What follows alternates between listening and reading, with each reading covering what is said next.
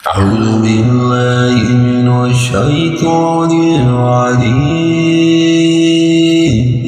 بسم الله الرحمن الرحيم. ولو أن قرآنا سيرت به الجبال وقطعت به الأرض وكلم به الموتى قل لله الأمر جميعا أفلم ييأس الذين آمنوا أن لو يشاء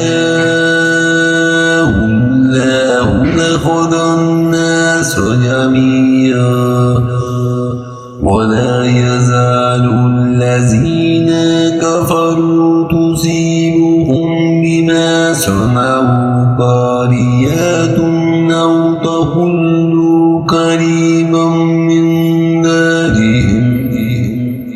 من دارهم حتى يأتي وعد الله إن الله لا يخلف الميعاد। अगर बिलफर्ज किसी कुरान आसमानी किताब के ज़रिए पहाड़ चला दिए जाते या ज़मीन टुकड़े टुकड़े कर दी जाती या मुर्दों से बातें करा दी जाती फिर भी वो ईमान ना लाते। बात ये है कि सब काम अल्लाह के हाथ में है, तो क्या ईमान वालों को इस बात पर दिल जमी नहीं कि अगर अल्लाह ताला चाहे तो तमाम लोगों को हिदायत दे।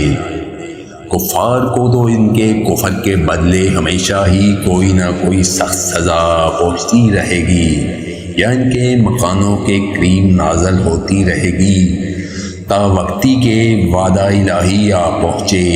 यकीनन अल्लाह ताला वादा खिलाफ़ी नहीं करता।